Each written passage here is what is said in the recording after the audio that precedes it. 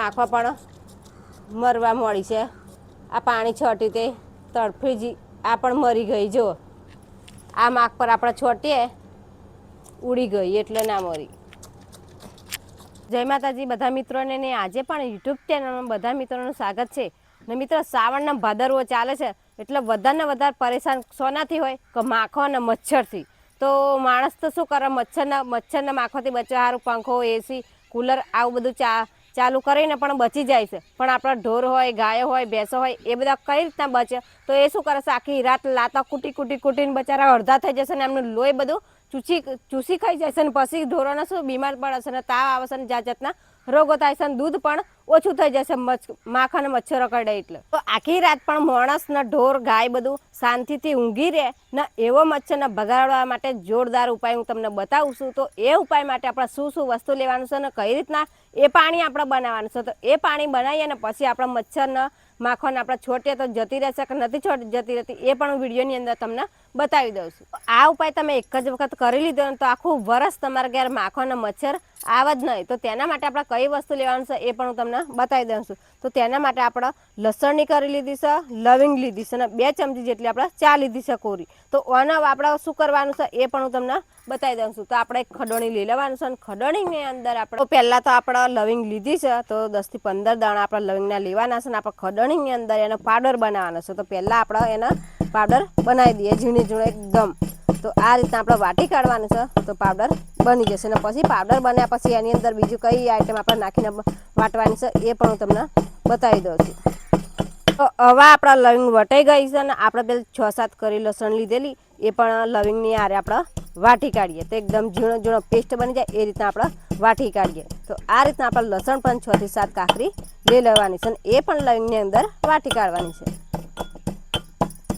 તો મિત્રો આ મામૂલી જ આઈટમ આપણા ઘરની ભેરી કરીને આ પાણી તમે બનાવીને તમે એક જ ફેરા છોટી દેશો તો તમારા ઘરમાં જે માખ મચ્છર હશે બધું ભાગી જશે. આ પાણી બનાવીને તમે નહીં છોટો તમારી ઘરની અંદર તો તમને જાતના રોગો થશે. જો મચ્છર માખ કરશે એટલે તમને મેલેરિયા થશે, ટાઇફોઇડ થશે, ચિકનગુનિયા થશે, આવા બધા તાવ આવશે અને પછી તમે દવાખાનામાં જશો એટલે એ તાવ મટાડતા તમારે રિપોર્ટ કરાવવા પડશે અને પછી દવાખાના ધક્કા ખાવા પડશે. તમારા લાખો રૂપિયા થઈ જશે, 50,000 થી 60,000 રૂપિયા તમારા તાવ મટાડતા એટલા ખર્ચો તમારે થઈ જશે. ને ખાલી આપણે 10 કે 20 રૂપિયાના ખર્ચામાં આપણા ઘેર જ આ બધું આઈટમ આપણે ભેરી કરી લેવાની છે. ને તમે જે રીતના મેં બતાવ્યું તો એ રીતના આપણે હું બતાવું છું તમને પાણી બનાવતો. તો કઈ રીતના પાણી બનાવતો આ પાણી તમે બનાવીને તો એક જ ફેર તમારી ભેંસો હોય તો ભેંસોના ખીલામાં અંદર ને ઘરની અંદર બધા તમારે છંટકાર કરી દેવાનો છે. તો જે મચ્છર હશે એ બધા જ મરી જશે ને હશે એ ભાગી જશે ને માખ મચ્છર હશે એ પણ મરી જશે. લસણ ને લવિંગ આપણે વાટી લીધું છે અને હવે આપણે શું કરવાનું છે કે આપણે દેવતા બારવાનો છે. અને દેવતા આપણે બારી જાય એટલે પછી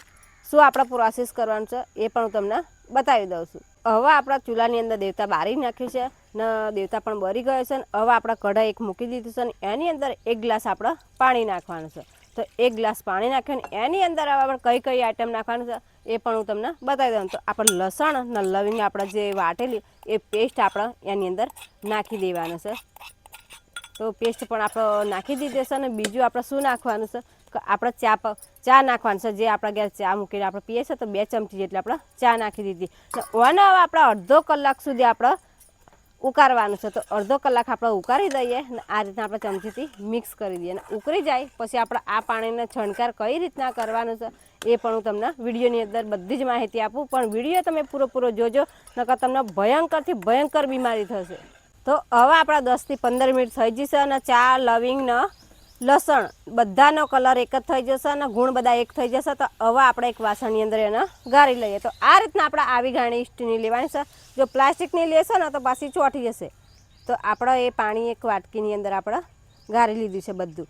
હવે આપણે કઈ રીતના સ્પ્રે કરવાનું છે તો ઓને હજુ આપણે ઠંડુ થવા દેવાનું અડધો કલાક. હવે અને આપણે અડધો કલાક આપણે ઠંડુ થવા દેવાનું છે અને ઠંડુ થયા પછી આપણે શું પ્રોસેસ કરવાનું છે એ વિડીયોની અંદર હું તમને બતાવી દઈશ. હવે આપણું પાણી પાવરફુલ બનીને તૈયાર થઈ જશે ને હજુ આની અંદર આપણે એક વસ્તુ નાખવાનું છે. એ વસ્તુ આપણે શું નાખવાનું છે તો એ નાખવાનું છે લીંબુ. તો એની અંદર સાયન્ટિફિક એસિડ આવે એટલે એની ગંધથી એ જે માખ ને મચ્છર આ લીંબુનું પાણી આ પાણીની અંદર મિક્સ થાય એટલે ખતરનાક ગંધ આવે. એટલે ગંધના કારણે માખો અને મચ્છર હોય એ જતા રહે અને અમુક તો મરી જાય છે એની જગ્યાએ. તો આપણે 1 લીંબુ આખું નીચોડી દેવાનું છે. તો આખું પણ આપણે 1 લીંબુ અંદર નીચોડી દઈએ. તો આ બહુ ખોટું ગંધાય છે. આપણે જ અહીં ઊભા રહ્યા તે ખરાબ એની ગંધ આવે છે. તો પછી માખો ને મચ્છર તો એ તો નાનું એવું કહેવાય, નાનું જંતુ કહેવાય, એટલે એના તો ગંધ આવે, એ ગંધથી જેવા મરી જાય છે. તો આપણે ચમચીથી હવે આ રીતે આમાં મિક્સ કરી દઈએ. આ રીતના મિક્સ કરી દેવાનું છે ને પછી આપણે બોટલની અંદર ભરી લેવાનું છે. આ પાણીની અંદર તો તમારા લીંબુ અવશ્યમાં અંદર મિક્સ કરવાનું જ છે. નકર જો લીંબુ અંદર તમે નીચોડો નહીં ને એનો રસ અંદર નહીં આવે એટલે પાવરફુલ પાણી બને નહીં. તો હવે આપણું પાણી ઠંડુ થઈ ગયું છે. તો આવો સ્પ્રે આપણે લઈ લેવાનો. તો સ્પ્રે બોટલની અંદર આપણે ભરી લેવાનું છે. તો બધું જ પાણી અંદર આપણે આ રીતના ભરી લઈએ. તો આ રીતના આપણે સ્પ્રેની અંદર પાણી બધું જ ભરી લેવાનું છે. અને હવે આપણે છંટકાર કરીએ તો એનો રિઝલ્ટ આપણને મળે છે કે નથી મળતું. આપણે પહેલાં ઘરની અંદર માખો હોય તો માખોની અંદર આપણે છોટી લઈએ. તો હવે આ જગ્યાએ માખો છે, બહુ બધી માખો છે ને આપણે પાણી છોટીએ તો એ મરે છે કે નથી મરતું એ પણ હું તમને બતાવી દઉં છું. તો માખો પણ મરવા મળી છે. આ પાણી છોટી તે તડફી જ આ પણ મરી ગઈ. જો આ માખ પર આપણે છોટીએ ઉડી ગઈ એટલે ના મરી. જે ના ઉડી એક આ માખ મરી ગઈ, આ મરી ગઈ, આ મરી ગઈ. પણ મેં લાઈવ પ્રૂફ બતાવ્યું છે. તો માખો પણ આપણો મરી ગઈ છે, હજુ તો તડફો છે. તો આ જ રીતના આપણે બધી જ માખો ઘરની અંદર તમારે છોટી દેવાનું છે. તો મચ્છરના માખો બધી જ મરી જાય ને હોય એ બધું ભાગી જાય. ને હવે આપણો તબેલો છે અહીંયા આગળ આપણે જોઈએ તો ભેંસોને પણ આપણે ચોંટી દઈએ. તો આપણે જે એક ડાળિયું છે આપણે ભેંસો બધે તો એની અંદર આપણે ગોળ ગોળ આપણે જે ભેંસનો ખીલાની બાજુ હોય એ જગ્યાએ બધા આ રીતના આપણે છોટી દેવાનું છે. ને ભેંસ પણ આપણે ચોટશે ને તો પણ ભેંસને પણ કશું જ નુકસાન આવે એમ નથી. ને આની અંદર આપણે કોઈ કેમિકલ નાખ્યું નથી. તો આ રીતના આપણે બધી જગ્યાએ છોટી દઈએ એટલે માખ ને મચ્છરો બધો હોય એ બધા ભાગી જાય ને મરી જાય.